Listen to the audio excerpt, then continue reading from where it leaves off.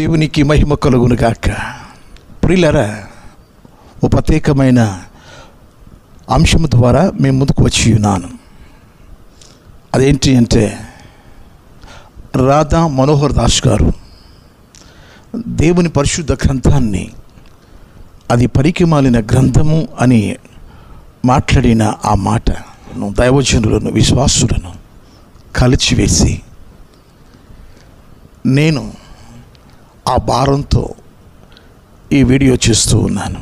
కాదు, క్రైస్తవే దొంగ మతం అంటుంటే, బైబిలే పనికిమాలిన అంటుంటే ఇట్లా అన్నది కరెక్టేనా? ఒక గురూజీగా మీరు రాధా మనోహర్ దాస్ గారు, మీరు అంటే క్రైస్తవులందరికీ, క్రైస్తవ నాయకులందరికీ గౌరవం ఉంది.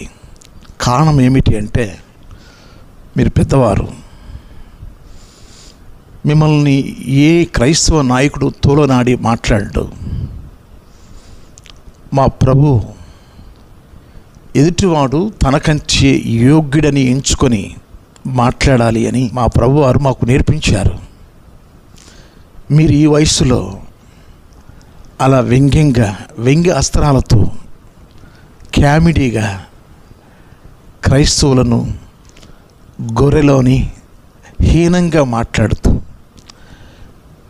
పరిశుద్ధ గ్రంథం పనికిమాలిన గ్రంథము అని చాలా సునాయాసంగా మాట్లాడేశారు. ఒక మతాన్ని గురించి దూషిస్తే చట్టరీత్యా నేరం. మా తండ్రిని కానీ, మేము ఆరాధించే మా దేవుని కానీ, దైవ గ్రంథాన్ని కానీ మీరు దూషిస్తున్నప్పుడు మా హృదయాలన్నీ కూడా ఎంతో బాధపడుతున్నాయి. అయినప్పటికీ మీరు మాట్లాడిన మాట అది చట్టరీత్యా నేరం అయినప్పటికీ మిమ్మల్ని ప్రేమతో గౌరవిస్తూ మీకు కొన్ని మాటలు చెప్పాలని నేను ఆశిస్తూ ఉన్నాను. 10th క్లాస్ వరకు హై స్కూల్లో ప్రమాణం చేపిస్తారు, ప్రతిజ్ఞ చేపిస్తారు. భారతదేశం నా మాతృభూమి, భారతీయులందరూ నా సహోదరులు. దాస్ గారు పెద్దవారు, మీ ఎదుట ఉన్న క్రైస్తవులు, ముస్లింలు సహోదరులని, వారి మతాలను గౌరవించాలని, వారి మత గ్రంథాలను గౌరవించాలని మీకు తెలియదా? ఏ క్రైస్తవ నాయకుడు కానీ, ముస్లిం నాయకులు కానీ ఎవరు విమర్శించరు. మీరు మాట్లాడే విధానాన్ని బట్టి మాట్లాడతారు. ఈరోజు ఒక మాట మీరు అన్నారు, పనికిమాలిన గ్రంథము అని. బైబిల్ చదివితే ఆ మాట మీరు అనరు. పరిశుద్ధ వాక్యం, ఆ వాక్య ప్రభావము మీకు తెలిస్తే మాట్లాడరు. దావీదు మహారాజు అనే ఒక రాజుగారు ఉన్నారు. ఆయన అన్నమాట 119వ కీర్తన 50వ వాక్యాన్ని చదివితే, నీ వాక్యమే నన్ను బ్రతికించాను, అదే నా బాధలలో నెమ్మది కలిగించాను. ఇది మనల్ని బ్రతికించే గ్రంథం. ఇది బాధలలో నెమ్మదిని చేకూర్చే గ్రంథం. ఈ గ్రంథం నేటికి సజీవమై ఉన్నది. ఈ గ్రంథం అనేక జీవితాలను మలిచేస్తుంది, మార్చివేస్తుంది. దాసు గారు మీ వలె ఆర్ఆర్కే మూర్తి గారు సనాతన బ్రాహ్మణ కుటుంబంలో పుట్టి పరిశుద్ధ గ్రంథాన్ని విమర్శించాలని, తప్పులు పట్టాలని చదవడం ప్రారంభించినప్పుడు అందులో ఉన్న వాక్యాలన్నీ తన జీవితాన్ని మార్చివేశాయి.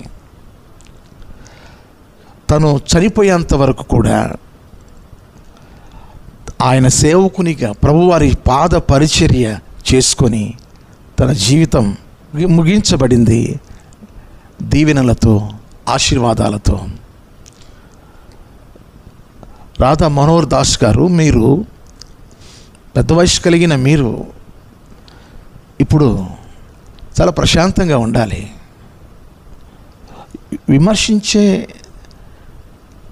విధానం వేరుగా ఉంటుంది. మీది వ్యంగ్యంగా విమర్శిస్తున్నారు. మీరు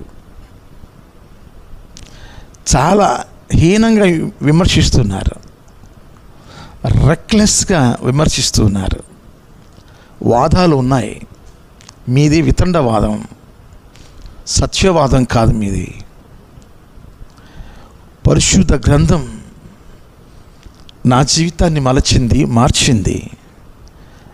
నేను కూడా ఏదో గొప్పగా నేను జీవించాలని ఆశించాను. ఈ పరిశుద్ధ గ్రంథం, ఆ గ్రంథంలో ఉన్న ఆ వాక్కులు, ఆ వాక్యాలు ఆయన పాద పరిచర్య చేసుకునేటట్టుగా నన్ను ఆకర్షించేసింది. నా జీవితం ఆయనతో నడవాలని, ఆయన కొరకే జీవించాలని ఆకర్షించేసింది. పరిశుద్ధ గ్రంథంలో పౌలు గారు అనే దైవజనుడు ఉన్నాడు. ఆయన సేవకు రాక మునుపు, పూర్వము నేను దోషకుడును, హింసకుడును, హానికరుడును, తెలియక నేను చేశాను. నా ప్రభువు నన్ను కనికరించాడు, కృప పొందుకున్నాను. నా మట్టుకైతే బ్రతుకుట క్రీస్తే, చావైతే నాకు లాభమని క్రైస్తవ సంఘాలను, క్రైస్తవులను హింసించే సౌలుగా పిలువబడిన ఆయన ప్రభువు సేవే చేసి చివరికి ఎవరు చేయలేనంతగా ఆ ప్రభు వారి కొరకు ఆసియా ఖండాన్ని 2 పర్యాయాలు తిరిగి పరిచర్య చేసి సంఘాలు కట్టి, ఏ స్థలంలో యేసు దేవుడు కాడని బోధించాడో అదే స్థలంలో యేసు దేవుడని బోధించి చివరికి ప్రభు కోసం హతసాక్షిగా మారిపోయాడు. రాధా మనోహర్ దాస్ గారు, తెలియకపోతే తెలుసుకోండి. పరిశుద్ధ గ్రంథం ఇది జీవితాలను మార్చే గ్రంథం. ఆకాశము గతించిన, భూమి గతించిన, ఒక సున్నా అయినను పొల్లైనను ఆయన చెప్పిన మాట ఏమాత్రం గతింపదు అని ప్రభు చెప్పారు. ఆయన తన మాటల ద్వారా ప్రపంచాన్ని తన వైపుకు ఆకర్షించుకొని ఆ మాటల ద్వారా అనేక మంది జీవితాలను సేద తీరుస్తున్నాడు. ప్రయాసపడి భారం మోసుకొనిచున్న సమస్త జనులారా, నా యొద్దకు రండి, నేను మీకు విశ్రాంతిని కలుగు చేస్తానని మత్తయి సువార్త 11వ అధ్యాయం 28వ వాక్యంలో ప్రభువారు ప్రపంచానికి ఆహ్వానం పలికారు.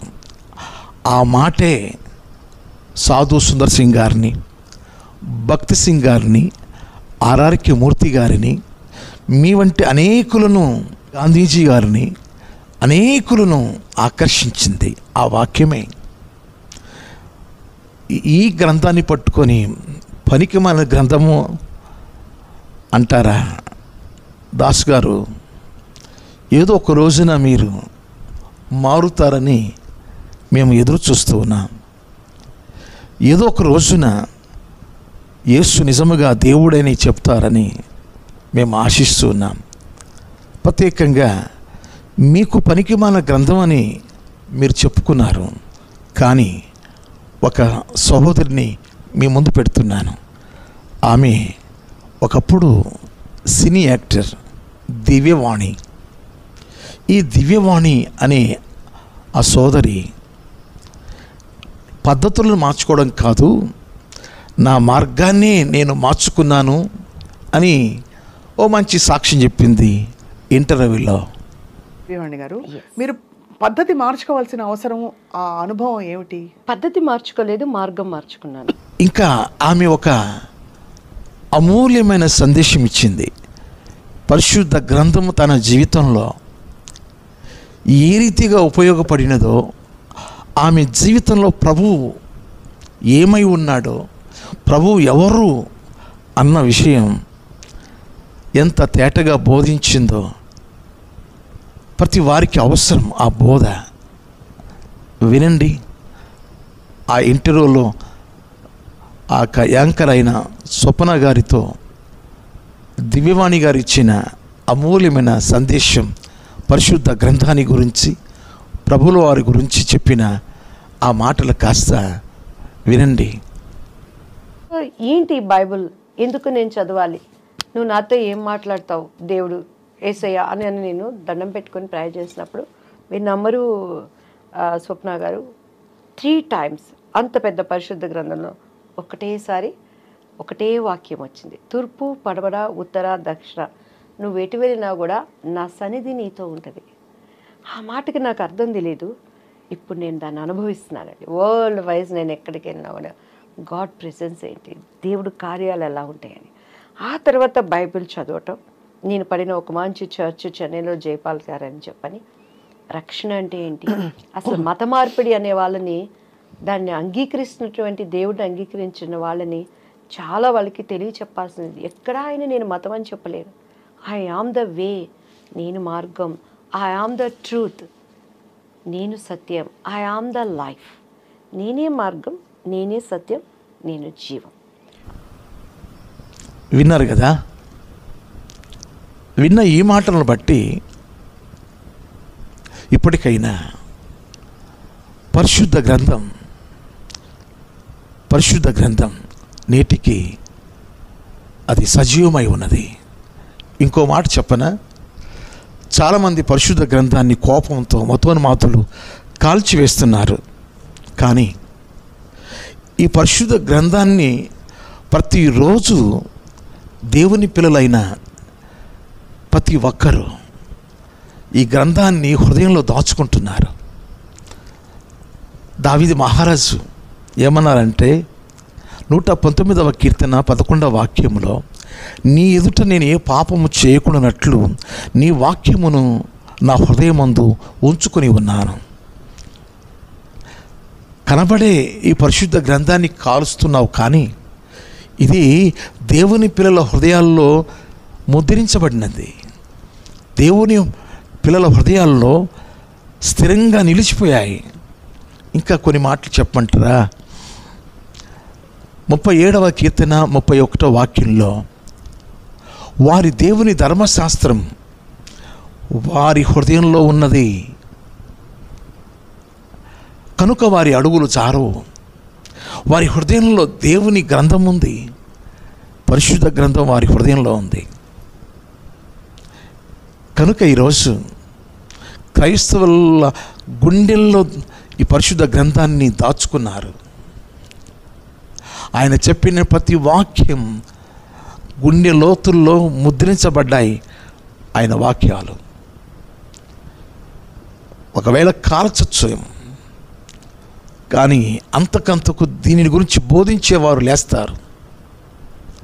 మీరు ఎంతగా విమర్శిస్తే, ఎంతగా క్రైస్తవులను హింసిస్తే అంతగా ఉప్పెనల క్రైస్తవులు లేస్తారు. ఆదివారం సెలవు రద్దు చేసిన, ఒకవేళ అనుమతులు లేని మందిరాలు మూసేసిన మందిరాలు లేస్తాయి. ఆదివారానికి 24 గంటలు, మహా అయితే 8 గంటలు డ్యూటీ చేయాలి. మిగతా గంటల్లో దేవుని గ్రంథాన్ని చదువుతారు, దేవుని సన్నిధికి ఆరాధనకు వెళతారు, దేవుని నామాన్ని గణపరుస్తారు. క్రైస్తవులను ఎవరు ఆపలేరు, అడ్డుపడలేరు. వారు సింహం వలె ధైర్యంగా ఉంటారు. వారిలో ఉన్న ఆత్మ, ఇంద్రియ నిగ్రహం కలిగిన ఆత్మ, వారు ఎప్పుడూ మండిస్తూ ఉంటారు. వారి జీవితాలు ఇతరులకు ప్రేమకరంగా ఉంటాయి, ఎవరికి హాని చేయరు. మేలు చేయడమే ప్రభువారు నేర్పించారు. నీ శత్రువులను నువ్వు ప్రేమించు అన్న మాట, నిన్ను బాధించు వారి కొరకు ప్రార్థన చేయండి అన్న మాట నేటికి నెరవేరుస్తున్నారు. క్రైస్తవులు భారతదేశానికి దీవెనకరంగా జీవిస్తున్నారు, మేలుకరంగా జీవిస్తున్నారు. ఈ కారణం ఈ పరిశుద్ధ గ్రంథమే. పరిశుద్ధ గ్రంథమే క్రైస్తవుల జీవితాల్లో ప్రేమను నింపేస్తుంది. ఈ పరిశుద్ధ గ్రంథంలో ఒక్క మాటతో చెప్పాలి అంటే గలతీయులకు రాసిన పత్రిక 5:14 నిన్ను వలె నీ పొరుగు వారిని ప్రేమించు అన్న ఒక్క మాటతో ఇమిడి ఉన్నది. రాధా మనోహర్ దాస్ గారు, మిమ్మల్ని మేము ప్రేమిస్తూ ఉన్నాం. గ్రంథం చెప్పింది. ఈ గ్రంథంలో ఉన్న దేవుడు చెప్తున్నాడు. ఇది పనికిమాలిన గ్రంథం ఎందుకు అవుతుంది దాసు గారు? ఇది నీకు ఉపయోగకరం, నాకు ఉపయోగకరం, భారతదేశానికి ఉపయోగకరం, ప్రపంచానికి ఉపయోగకరం. ఈ గ్రంథం అనేకులను వెలిగిస్తుంది. ఈ గ్రంథం అనేకులకు రుచికరంగా మారుస్తుంది. ఈ గ్రంథము జీవము కలిగిన గ్రంథం. ఇది పరిశుద్ధ గ్రంథం. ఇది అనేక మంది జీవితాలు పరిశుద్ధంగా మార్చేస్తున్న గ్రంథం. ఇది ఆ మాట మీరు తోలనాడారు. క్షమాపణ కోరుకొని క్రైస్తవులను కానీ క్రీస్తుని కానీ పరిశుద్ధ గ్రంథాన్ని కానీ మాట్లాడకండి. రేపు ఒక దినాన తీర్పులోకి మీరు వస్తారు. ఆ తీర్పులోనికి రాకుండా ముందే క్షమాపణ కోరుకొని ఆ దేవుణ్ణి, ప్రభుల వారిని దేవునిగా ఆరాధిస్తే మీ జీవితం కూడా ధన్యకరంగా మారిపోతుంది. కనుక రాధా మనోహర్ దాస్ గారి లాంటి స్వభావం కలిగిన వారు చాలామంది ఉన్నారు. వాక్యము యొక్క విలువ తెలియని వారు చాలామంది ఉన్నారు. ఈ వాక్యం అనేకులకు ప్రయోజనకరం. ఈనాడు దొంగలు సేవ చేస్తున్నారు. నరహంతకులు మారిపోయి ఈనాడు సేవ చేస్తున్నారు. హంతకులు దేవుని సేవలో ఉన్నారు. వారిని మార్చగలిగింది దేవుని వాక్యం. ప్రపంచంలో ఈనాడు అనేక మంది చెడిపోయిన వారిని బాగు చేస్తున్నది ఈ వాక్యం. ఆయన తన వాక్కును పంపి వారిని బాగు చేశాను. 107వ కీర్తన 20వ వాక్యం. ఆయన వాక్యం ప్రతి విధమైన వ్యాధిని బాగు చేస్తుంది. ఆయన వాక్కు స్వస్థపరుస్తుంది. అది అనేకులకు ఉపయోగకరమైన గ్రంథం. ఈ గ్రంథం ప్రపంచానికి ఎంతో మేలుకరమైనది, ఆశీర్వాదకరమైనది. ఆకాశము గతించిన, భూమి గతించిన, నా గ్రంథంలో నా మాటలు గతింపో. అందుకనే అవి నేటికి సజీవమై అనేకులతో మాట్లాడి మనశ్శాంతి లేని వారికి మనశ్శాంతిని, నెమ్మది లేని వారికి నెమ్మది. నా యొద్దకు రండి, నేను మీకు నా శాంతిని ఇస్తాను, నా సమాధానమునిస్తున్నాను, రండి అని ఆయన పిలుస్తున్న ఆ మాటలు ఈనాడు అనేకమైన జీవితాలకు రూపాంతరం చెందడమే కాకుండా వారి జీవితాల్లో నెమ్మది కలిగిస్తుంది. ఇతడు మారడు అన్న వారు మారిపోతున్నారు. చెప్పండి దాస్ గారు, ఈ పరిశుద్ధ గ్రంథం పనికి మాలినదా? దివ్యవాణ్ణి మార్చింది కదా, నా జీవితాన్ని మార్చింది కదా, అనేక మంది జీవితాలను మారుస్తుంది కదా. ఈ గ్రంథం ఇది శక్తివంతమైన గ్రంథం. ఒక సైనికుని గుండెల్లో ఒక తుపాకు గుండె దూసుకుపోతున్నప్పుడు ఆయన పాకెట్లో బైబిల్ ఉంది. ఆ బైబిల్ దూసుకొస్తున్న ఆ తుపాకీ గుండును ఆపింది.